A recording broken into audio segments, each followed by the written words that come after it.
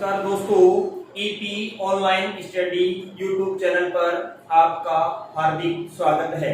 मैं नरेश यादव आपको मैथ्स पढ़ाऊंगा। मैथ्स प्रत्येक कंपटीशन के लिए अनिवार्य सब्जेक्ट हो गया है।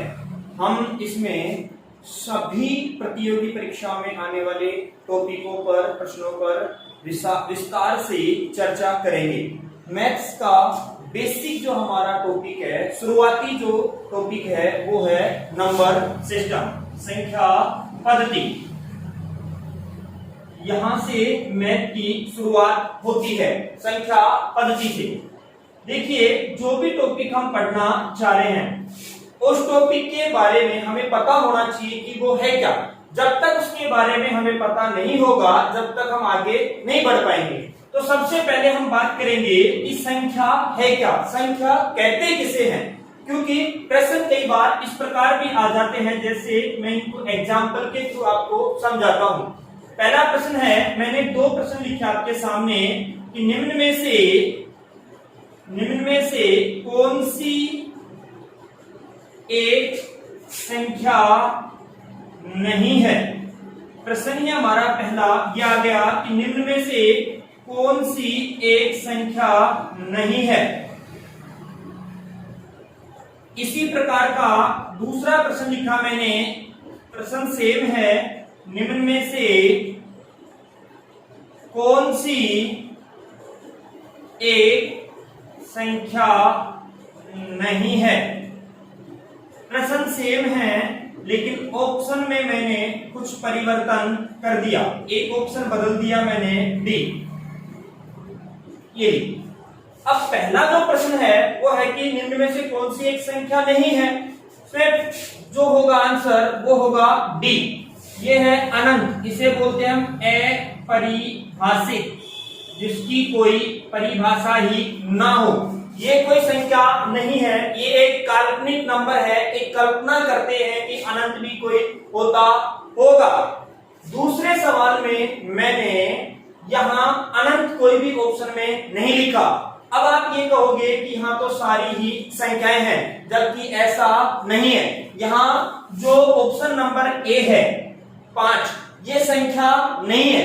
अब आप कहोगे कि साहब ये संख्या नहीं है तो फिर क्या है। तो प्यारे दोस्तों, ये जो 5 है ये अंक है, डिजिट है, ये अंक है। और गणित की सबसे छोटी इकाई भी दोस्तों अंक होती है। अब आप ये भी कह सकते हो कि सर आपने यहाँ 5 को संख्या क्यों कह दिया, जबकि यहाँ 5 को संख्या क्यों नहीं कहा। देखिए दोस्तों, जब ऑप्शन में अनंत हो तो आप इसे संख्या क्यों कह रहे हो, क्योंकि संख्या जो है, जैसे 20 है, ये 205 है, 1024 है, ये सारी की सारी जो मैंने संख्या ये लिखी, ये संख्याएं हैं दोस्तों। तो आपने देखा कि संख्या 2 या 2 से अधिक अंकों से मिलकर बनती है। कोई भी संख्या है, कितनी छोटी संख्या हो, कितनी बड़ी संख्या हो, ये सारी की सारी संख्याएं अंकों से मिलकर बनती है। तो कम से कम 2 अंक होने चाहिए, ज्यादा से ज्यादा कितने भी हो सकते हैं। तो अंक को हम संख्या कह सकते हैं, जबकि संख्या को हम अंक नहीं कह सकते। तो यहाँ अनंत था, तो इसलिए यहाँ अनंत नहीं है, तो ये 5 आपका आंसर हो गया। अब आप कहोगे साहब ये 5 अंक है, तो गणित में अंकों की संख्या कितनी है। बहुत पहले एक एग्जाम में एक सवाल आया था कि कुल अंक कितने होते हैं, गणित में कुल अंकों की संख्या कितनी है।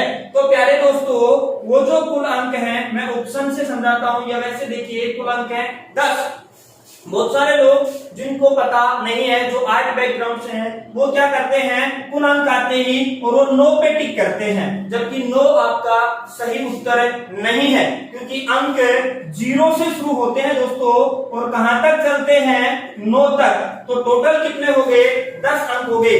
ये प्रश्न भी परीक्षा में पूछा गया है कि कुल अंकों की संख्या कितनी होती है। पहला ही ऑप्शन आपको 9 मिलेगा, जो कि गलत है। सही ऑप्शन क्या होगा, 10। उसके बाद बात आती है कि ये जो संख्या है ये अंकों से मिलकर बनती है, तो इसमें सबसे बड़ी संख्या और सबसे छोटी संख्या का पता कैसे लगाएंगे। तो हम अगली स्टेप पे चलते हैं दोस्तों। मैंने ये कहा कि 2 अंकों की सबसे बड़ी संख्या क्या है। 2 अंकों की सबसे बड़ी संख्या क्या होगी। तो प्यारे दोस्तों, आपने कहा कि दो अंकों की सबसे बड़ी संख्या क्या होगी, तो सबसे बड़ा अंक हमारे पास है वो क्या है, 9। तो जो संख्या सबसे बड़ी बनेगी वो भी सबसे बड़े अंक से ही बनेगी। तो सबसे बड़ा अंक क्या है आपके पास दोस्तों, 9। तो आपसे क्या पूछा गया है, दो अंकों की, तो आप कितना बार 9 लिख दोगे, 2 बार। अगर आपसे 3 अंकों की सबसे बड़ी संख्या पूछी जा रही है तो आप कितनी बार 9 लिख दोगे, 3 बार। अगर आपसे 4 अंकों की सबसे बड़ी संख्या की बात करी जा रही है तो आप 4 बार 9 लिख देंगे।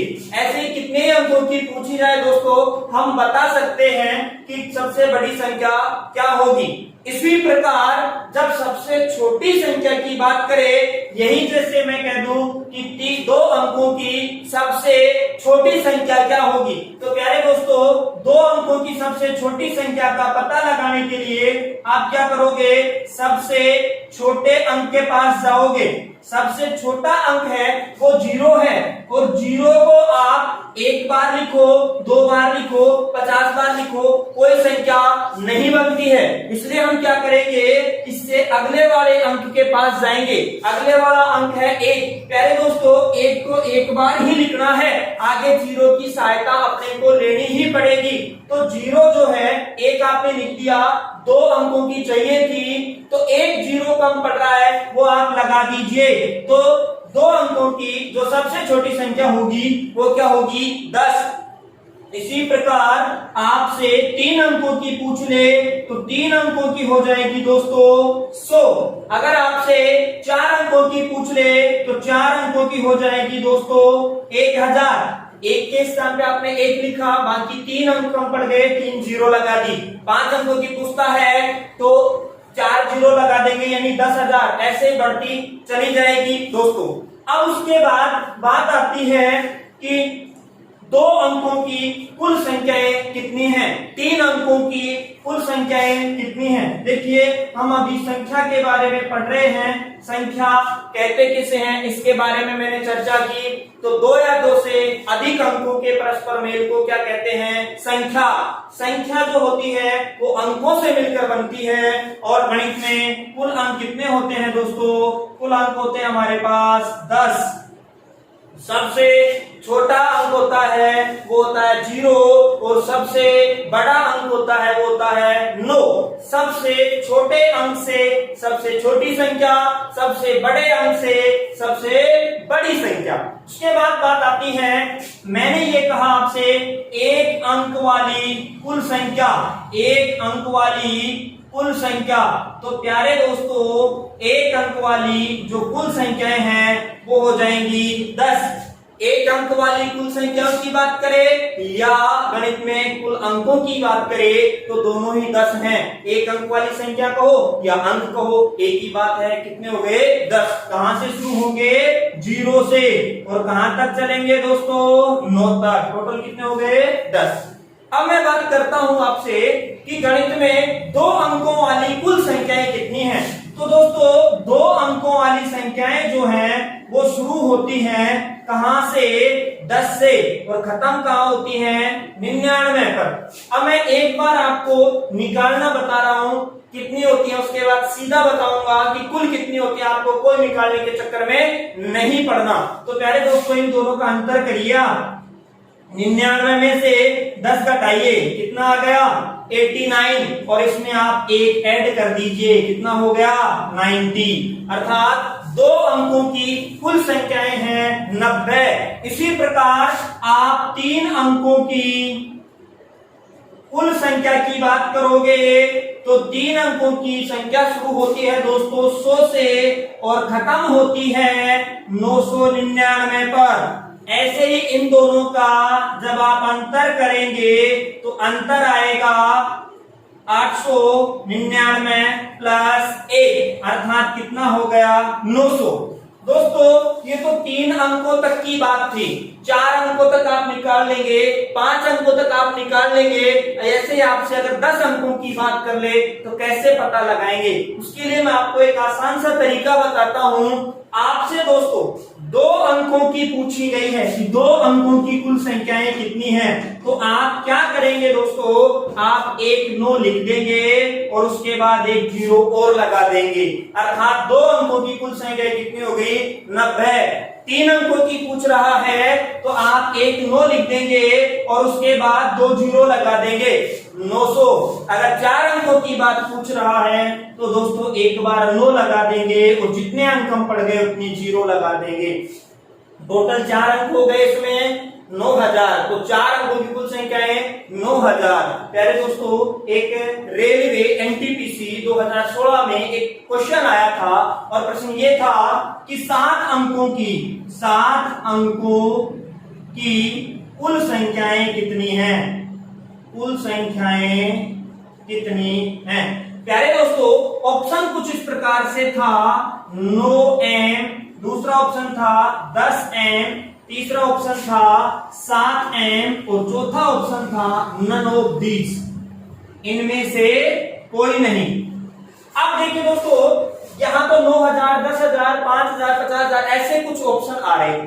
यहां सवाल ये पूछा गया है कि 7 अंकों की कुल संख्याएं कितनी है। रेलवे एनटीपीसी 2016 में ये सवाल आया था दोस्तों, 2016। तो 7 अंकों की कुल संख्याएं कितनी हैं? तो प्यारे दोस्तों, आप क्या करोगे, मैंने अभी आपको बताया जितने अंकों की बात कर रहा है आप पहले 9 लिख देंगे, उसके बाद जितनी 0 कम पड़ गई उतनी आप 0 लगा देंगे। एक अंक आपके पास आ गया, आपको टोटल अंक चाहिए थे 7, एक आ गया, आगे 6 0 लगा दो। आपने 0 लगाई 6, 1 2 3 4 5 6, टोटल कितना हो गया दोस्तों, देखना, इकाई, दाई, सैकड़ों, हजार, 10,000, लाख, 10 लाख। अब देखिए यहां कितना लाख हो गया, 90 लाख, जबकि ऑप्शन में कहीं भी 90 लाख ऐसे लिखा हुआ सीधा सीधा नहीं है। यहीं से पहचानना पड़ेगा कि इनमें से 90 लाख किसके बराबर है। अब प्यारे दोस्तों देखिए कि m लिखा मैंने, इस m का मतलब क्या होता है, मिलियन होता है दोस्तों, और मिलियन का मतलब होता है 10 लाख। प्रत्येक 10 लाख को 1 मिलियन बोलते हैं प्यारे दोस्तों। तो यहां मैंने ले लिखा 90 लाख, 90 लाख का मतलब कितना हो गया, 9 मिलियन। तो आपका आंसर क्या होना था, 9 मिलियन। जैसे आप देखते हो 1K का मतलब, K का मतलब होता है प्यारे दोस्तों 1000। जैसे आप जाओगे के बाद बी टी, ऐसे MBT ऐसे बढ़ता जाता है दोस्तों। ये तो M का मतलब होता है मिलियन, B का मतलब होता है बिलियन, T का मतलब होता है ट्रिलियन। घात बढ़ती चली जाती है।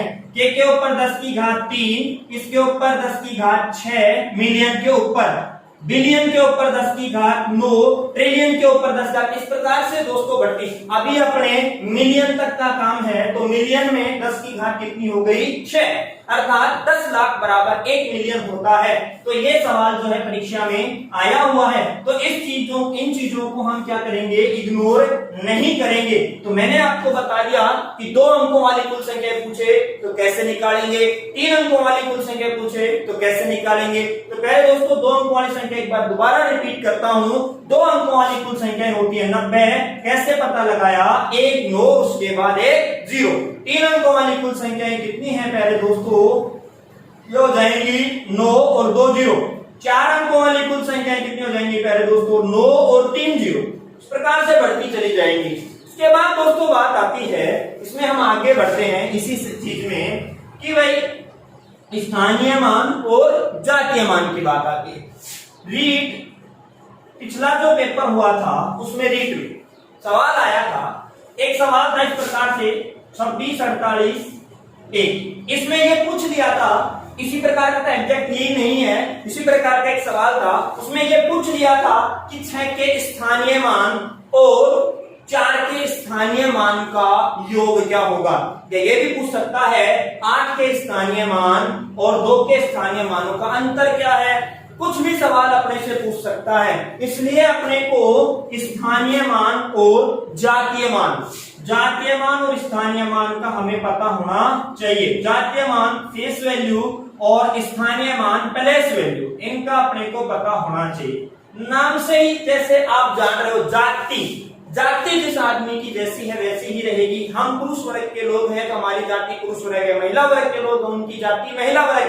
तो यहाँ जाति का मतलब बदलता नहीं है, अर्थात और जातीय मान जो होते हैं वो अंकों के ही होते हैं दोस्तों, संख्याओं के नहीं होते हैं। अर्थात मैंने ये कहा कि 2 का जातीय मान क्या होगा, तो प्यारे दोस्तों 2 का जातीय मान 2 ही होगा, 3 का जातीय मान 3, 5 का जातीय मान 5, 8 का जातीय मान 8, 4 का जातीय मान 4। जातीय मान कभी भी बदलता नहीं है, जबकि स्थानीय मान स्थान के अनुसार बदल जाता है। कैसे? जैसे मैंने एक उदाहरण लिया, स्थानीय मान में मैंने लिया 7567 या 7568 लिया मैंने, 7568। इसमें मैंने आपसे कहा कि इसमें 5 का स्थानीय मान क्या होगा। आप क्या करेंगे, 5 ऐसा कैसा लिख देंगे, उसके बाद कितने अंक हैं 2, आप 2 जीरो लगा दो, तो 5 का स्थानीय मान क्या हो गया 500। अगर आपसे पूछे 6 का स्थानीय मान क्या हो गया दोस्तों 60। अगर आपसे पूछे 7 का स्थानीय मान तो कितना हो गया 7000। अर्थात जिस भी अंक के स्थानीय मान की बात अपने से करी जा रही है, आप क्या करेंगे उस अंक को ऐसा कैसा लिख लेंगे, उसके बाद जितने अंक उतनी जीरो आप लगा देंगे। ऐसे आपसे 8 के स्थानीय मान की बात करें तो 8 का स्थानीय मान 8 ही रहेगा और 8 का जातीय मान भी 8 ही रहेगा। इकाई के अंक का स्थानीय मान और जातीय मान हमेशा समान होता है, बदलता नहीं है। यहाँ इकाई के अंक में क्या था 8, तो स्थानीय मान भी 8 और जातीय मान भी 8। अब मैं बात करता हूं आगे, ये तो हो गए सीधे सीधे। जैसे दशमलव वाले सवाल आ रहे हैं, मैंने ये कहा आपसे, मेरे पास एक सवाल है 12.756, ये सवाल मैंने ये कहा कि 2 का स्थानीय मान क्या है आप बता दोगे, 1 का स्थानीय मान क्या है आप बता दोगे, लेकिन मैं 7 के स्थानीय मान की बात कर रहा हूं। अगर आप इस 7 के स्थानीय मान में 700 बता रहे हो 7 का स्थानीय मान, तो 100% गलत है, क्योंकि एक दशमलव लग गया दोस्तों। दशमलव के बाद की जो संख्याएं होती हैं वो अधूरे मान होते हैं, पूरे मान नहीं होते हैं। ये दशमलव होता है, इसको हम भिन्न में पढ़ेंगे, जब हम भिन्न पढ़ाऊंगा मैं आपको उस समय दशमलव भिन्न के बारे में पूरा विस्तार से हम पढ़ेंगे। तो अब मैं इसको तोड़ सकता हूं क्या दोस्तों, बिल्कुल तोड़ सकता हूं। कैसे? मैं इसको 12 प्लस 0.756 लिख सकता हूं। बोलो हाँ या ना, बिल्कुल लिख सकता हूं। अब मैं क्या कर सकता हूं और आगे, केवल इसकी बात कर रहा हूं, मुझे दशमलव हटाना है। दशमलव हटाऊंगा तो मैं इसको 756/1000 लिख दूंगा। क्यों भाई, हम बचपन से जानते हैं कि दशमलव हटाते हैं दशमलव का एका और उसके बाद जितने अंक उतनी हम जीरो लगा देते हैं नीचे। ये हमारी एक प्रक्रिया है। लेकिन अब देखो, ये 756/1000 मैंने कर दिया। अब क्या करेंगे, अगर मैं इस 6 को हटा देता हूं तो मुझे एक जीरो हटानी पड़ेगी कि नहीं पड़ेगी, बिल्कुल हटानी पड़ेगी। अगर मैं एक 5 को हटा देता हूं तो मुझे 6 जीरो फिर हटानी पड़ेगी। अर्थात मेरे को 60 चाहिए था जो मिल गया। 7 का स्थानीय मान क्या आया 7/10। 5 का स्थानीय मान क्या आएगा 5/100। 6 का स्थानीय मान क्या आएगा 6/1000। अर्थात प्यारे दोस्तों, जितना आप दशमलव से दूर जाओगे उतने ही हर में जीरो की संख्या बढ़ती चली जाएगी। दशमलव के पास आओगे उतने ही जीरो की संख्या घटती चली जाएगी। इसी में मान लो मैं एक अंक और ले लेता हूं, ये ले लिया, तो 4 का स्थानीय मान क्या हो जाएगा 4/1000। बोलो बात समझ में आई या ना। अब यहाँ 12 में ये चीज अलग हो गई। 12 में 2 का स्थानीय मान 2 और 1 का स्थानीय मान क्या आ गया 10। तो ये थे आपके स्थानीय मान और जातीय मान। अब बात करते हैं दोस्तों इसमें आगे।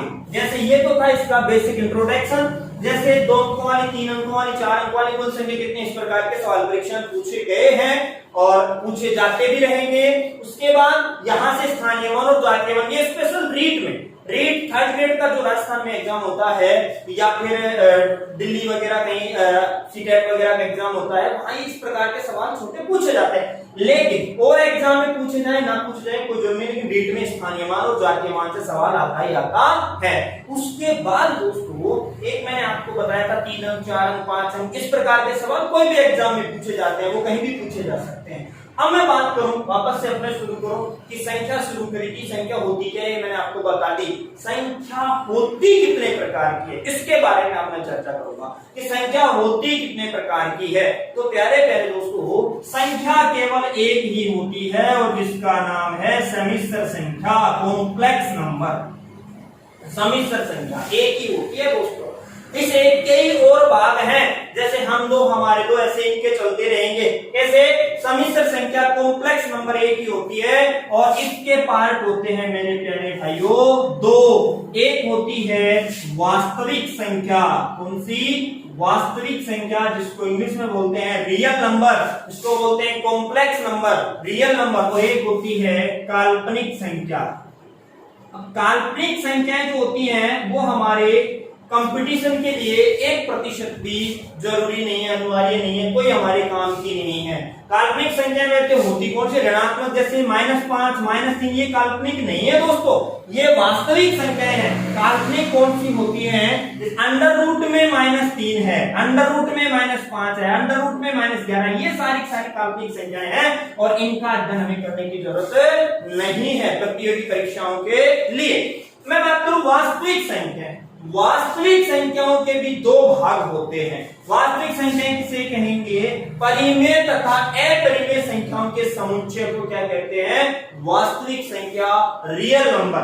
वास्तविक संख्याओं के भी दोस्तों दो भाग होते हैं, जैसा कि मैंने बोला अभी, परिमेय यानी रेशियल और अपरिमेय इरेशियल नंबर। इनके भी दो भाग होते हैं प्यारे दोस्तों, परिमेय संख्या और अपरिमेय संख्या।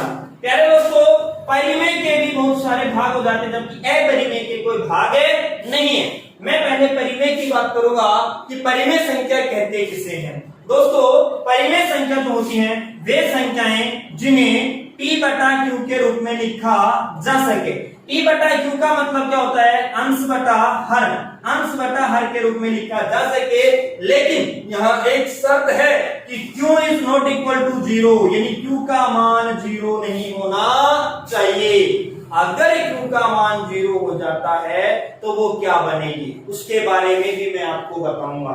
जैसे मैंने लिखा 2/5, ये एक परिमेय संख्या है, इसको मैं P/Q के रूप में लिख सकता हूं। P बोले तो 2 और Q बोले तो 5, अंश 2 और हर 5। लेकिन मैंने लिख दिया ये 2/0 लिख दिया, तो ये परिमेय संख्या है क्या? बिल्कुल भी नहीं है। इसका कारण कि आप किसी भी संख्या में 0 का भाग लगाते हो तो अनंत आता है दोस्तों, अपरिभाषित आता है। और अपरिभाषित आपको मैंने स्टार्टिंग में ही बता दिया था कि ये किसी प्रकार की कोई संख्या नहीं है। जबकि आप अगर 0/2 लिखते हो तो प्यारे दोस्तों ये परिमेय संख्या है, क्योंकि आप 0 में किसी भी संख्या का भाग देते हो तो रिजल्ट आता है 0। रिजल्ट क्या आता है? 0। और 0 में किसी भी संख्या का भाग देने पे रिजल्ट आ रहा है 0, और 0 का किसी भी संख्या में भाग देने पे रिजल्ट आ रहा है अनंत। अनंत किसी प्रकार की संख्या नहीं है, जबकि 0 संख्या है। 0 गणित की सबसे छोटा इकाई का सबसे छोटा अंक है 0। अब बात करें, जैसे और उदाहरण में इसके ले रहा हूं 2/5, 7/12, 3, 8, 4, 13, ये जो मैंने लिखे ये सारे के सारे दोस्तों परिमेय संख्या के उदाहरण हैं। कैसे हैं? इसलिए है कि मैं इस 3 के नीचे 1 लिख सकता हूं, 8 के नीचे 1 लिख सकता हूं। 8 के नीचे 1 लिखने के बाद बोलो P/Q बना कि नहीं बना? बिल्कुल बन गया, क्योंकि आप किसी भी संख्या में 1 का भाग देते हो या किसी भी संख्या को 1 से गुना करते हो तो उसके संख्यात्मक मान पर किसी प्रकार का कोई प्रभाव नहीं पड़ता। आपने 3 में 1 का भाग लगाया, पहले भी 3 था अब भी 3 है। 8 में 1 का भाग लगाया, पहले भी 8 था अब भी 8 है। तो इस प्रकार से ये जो सारे उदाहरण लिखे ये मैंने क्या लिख दिए? परिमेय संख्या। उसके बाद दोस्तों बात आती है अपरिमेय संख्या। अपरिमेय संख्या क्या होती है? वे संख्याएं जिसे p बटा q के रूप में नहीं लिखा जा सके, अर्थात जैसे √3 है, √5 है, √28 है, ये सारी की सारी क्या लिख दिए मैंने? अपरिमेय संख्या के उदाहरण लिख दिए। दोस्तों ये परिमेय और अपरिमेय, आज बस इतना ही। उसके बाद मैं इन पे सवाल किस तरीके से आते हैं उन पे चर्चा करूंगा। ये मैंने पाई भी लिखा दोस्तों, पाई भी अपरिमेय है। अब देखिए ये पाई अपरिमेय क्यों है, इसके बारे में मैं आपको नेक्स्ट क्लास में डिटेल से समझाऊंगा कि पाई अपरिमेय क्यों है जबकि 22/7 परिमेय है। इसका आप इंतजार करिए, अगले वीडियो में मैं आपको इन दोनों के बारे में, इन दोनों में क्या अंतर है उसके बारे में आपको पूरे विस्तार से समझाऊंगा। धन्यवाद दोस्तों।